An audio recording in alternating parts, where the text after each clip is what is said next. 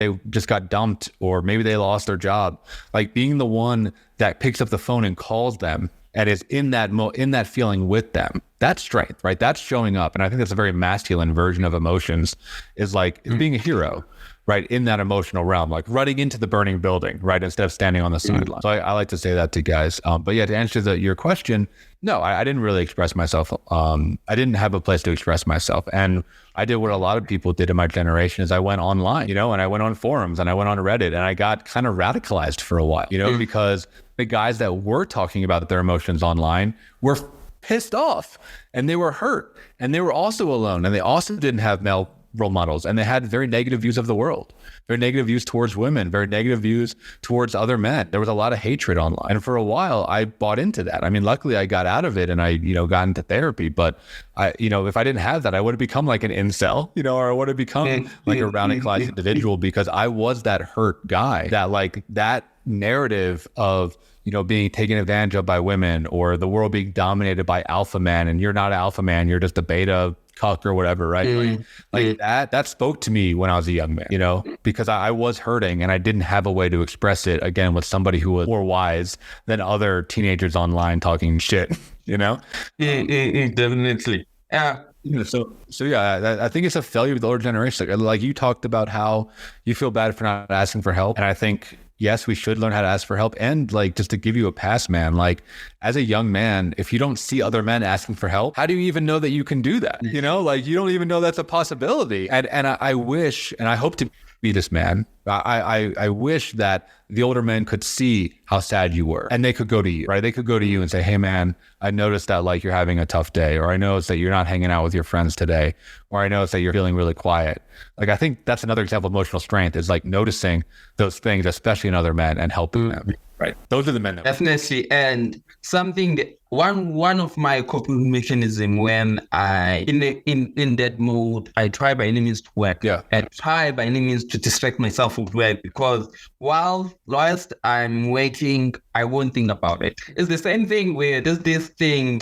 It was said by Tyler Perry, as much as you might, when it came to grief, as much as you might try to hide from it, as much as you work, it will be waiting for you. That feeling is not going to go away. It will wait for you until you face it. And to dive more into grief, and the first time that I cried and in front of everyone was back when my grandmother passed away, and I had to give the eulogy, and I couldn't.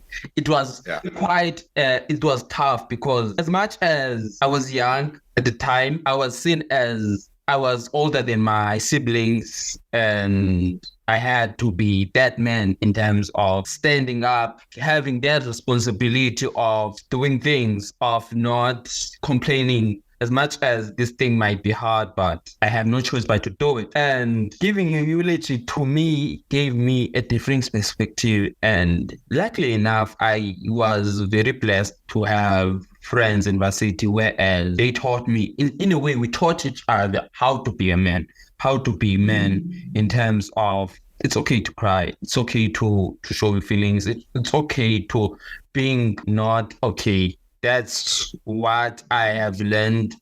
But at sometimes the thing that I really struggle with is crying. It has been a struggle, and I feel like in some way I am forcing myself. It does not happen, I would say, naturally. It's something that I really find difficult with doing. And in terms of, you said that you went to therapy. How difficult was that? Oh, to cry? Really hard. Yeah, really hard. I mean, I did not cry by myself. I stopped crying when I was young. I pushed that away, as I think a lot of men do. Is like every time I would feel it, I would just like shove it down. But then in therapy with my first therapist, it took about a year. But then I think I cried for almost 2 years straight, because I actually built up a real connection with this man, this older man, Dr. Jeff Beyer from Pittsburgh, if he's listening. Really was really meaningful to me, where I trusted him. I think he was the first older man who I actually trusted. And at that point, I felt like I was crying for my whole childhood. I was crying for however old I was, 20 years at that point. that I never got to cry. And even now, man, like I don't cry on my own, and I'm a therapist, right? But I do cry in therapy, right? For me, crying is relational in a way. Like if I need to be in a really safe place to be able to cry, because historically when I was a kid, and I won't go into too much detail, but my cries were not met with positive feedback. They were met very negatively. So I learned to kind of push that down. But I guess I want to say to you and to all the other guys out there, because I'm really about what men's mental health looks like, is like when we say, hey, just cry. For a lot of guys, it's like, no, that's weak, right? That's lame. Like, what good is that going to do, right? It's just going to make me sad. And I think the masculine part is like confronting the emotion. Maybe it's sadness, maybe you cry, but then doing something about it, not wallowing in it, but being like, oh yeah, I'm really sad about this thing. Now what? Right? Now that I'm aware of how this thing is really impacting me, to the fact that's making me cry, which is pretty crazy because I don't cry that much. It must be really important to me. That is hopefully the motivation to make meaningful change in life. So when I talk about men's mental health specifically, it is insight, which is often emotional insight, and then action. And I think a lot of therapists miss the action piece. And a lot of men don't think that therapy is about action. I think it's just about being sad all the time, which is not helpful, right? But it is about taking responsibility for your life. A little bit what you were saying earlier, taking responsibility for your baggage, taking responsibility for your trauma, taking responsibility for your unconscious, if you want to get into psychoanalysis stuff, like, and learning how to master that and really become like the captain of your own life. You can only do that if you actively look at the problem, right? For a lot of guys out there, like you can't fix a car engine if you can't look at the engine, right? If you can't diagnose the problem and you're just trying random stuff, the car's it's not going to go anywhere. So you need to be able to really look at yourself as objectively as possible, which often means crying or being angry or whatever, having that emotion, so that you can then improve yourself. So you're not just shooting in the dark, and you're not just like following whatever the next influencer says to do, right? You got to figure out your unique path for yourself. But how do you run away from that, going back to beta men and alpha men, in terms of there are so many people that are into that conversation in terms of, no, you need to do this, stop being a beta man, being an alpha man, don't be an alpha man, be within your emotions. How do you know that the person that you are listening to is the right person? I think if they talk about themselves and they have their own trauma that they've healed from, I think you can trust them. I think if they're talking without hatred, I think a lot of those conversations, there's a lot of hatred in there. Like I said, a lot of it's hatred towards women, a lot of it's hatred towards other alpha men or whatever, right? There's like this anger and this fury that obviously they haven't worked through in there. Oftentimes, like especially if you've done your own work in therapy or even spiritually, you can really feel other people's pain. So a lot of those guys, even though they looked, they're jacked and they got the beard and like they're, they got the hot chicks around them, like they're actually in a lot of pain.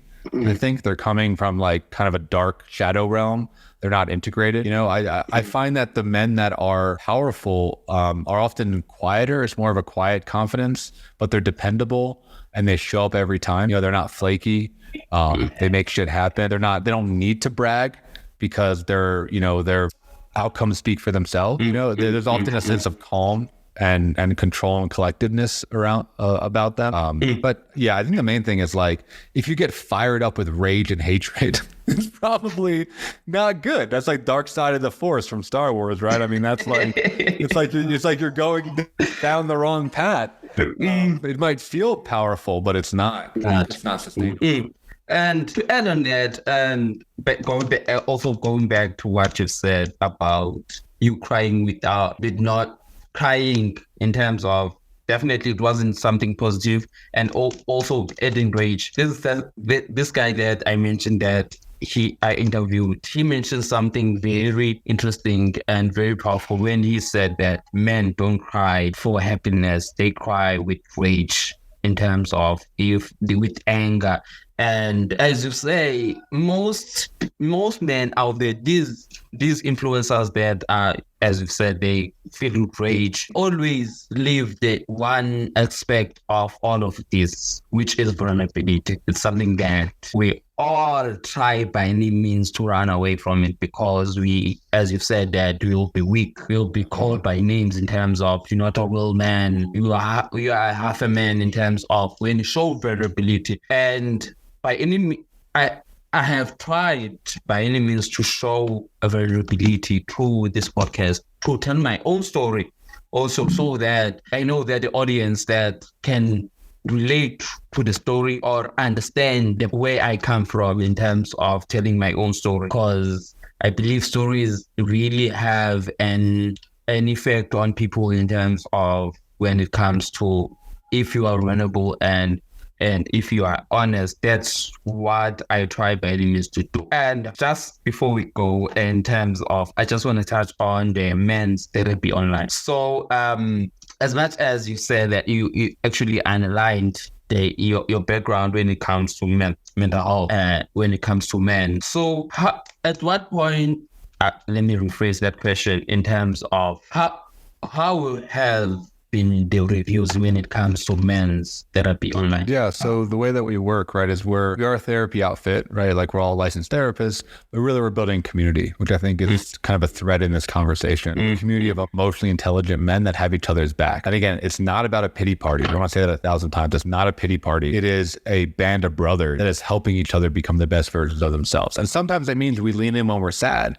We don't let guys stay there, right? So we have individual counseling where you're working with a therapist.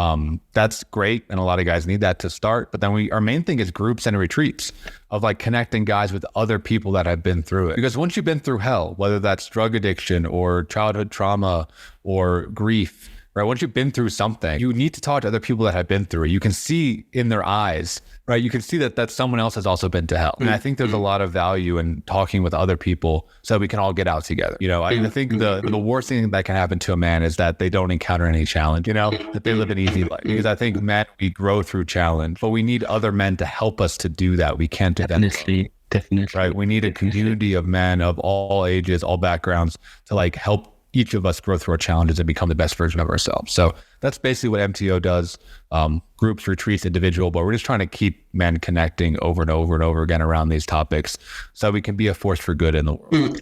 And it's something that we really struggle with, we really struggled in terms of trying to build that relation, build that community, because as I've said, that vulnerability is something that men really not comfortable with. And also you said that you cry when you are in an uncomfortable place, because for example, if I come across people, let's take it for an example, if I met you within this group, it's my first time seeing you, firstly, I won't be comfortable in a way because I won't pour my heart out, just because I know that you told me your story and I told you a story. We have that something that we can relate to, something that we share interest in. So I feel like that's how we need to build these relationships, these communities as men.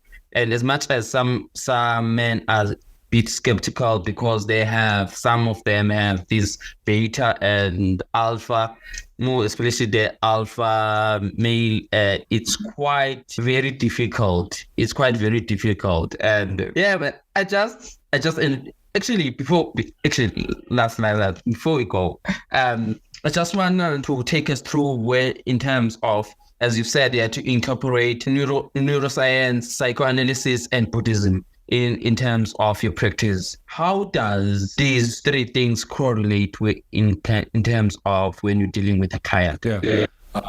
So really where they all connect through is this idea of the unconscious, right? This idea that most of us, right? Like, I don't know, we'll say 80% of our life is driven by unconscious motivation. And that's scary for a lot of guys to think about. Like, really, I'm not in control, right? 80% of myself is automatic. And the idea is, yes, right? Neuroscience shows that beyond a shadow of a doubt, right? There's so much, automatic functioning. Buddhism talks about that our unconscious is dominating us. And the goal of Buddhism is to actually expand our consciousness so that we're more conscious, more aware, right? And psychoanalysis is about understanding the unconscious. So I do a lot of work around the unconscious, which is essentially this idea of, we were programmed as kids from our experiences and trying to make sense of it. And that's like our default operating system. And the work of therapy is going back, understanding the programming, looking at the source code and changing it, right? And that means often through emotional means, right? Healing it, doing it that way. But the unconscious really dominates us. So if there's any time where you feel hijacked, you feel out of control, that's your unconscious at work, whether it's an addiction or a lot of guys struggle with anger, or procrastination, right? If there's any time when like you want to do something or want to be a certain way, but your body is like just fighting you and you can't make it happen, that's the unconscious. Like it's real, right? Everybody feels that. So that is a big thrust of kind of the way that I work. And I think a lot of men, at least be in the early stage of the process, like they like the idea of being more powerful and being more in control. So it's a good hook. But ultimately, we're trying to understand some of those old beliefs and old patterns and try to correct them, right? Give them the space to breathe, have them be expressed emotionally, and then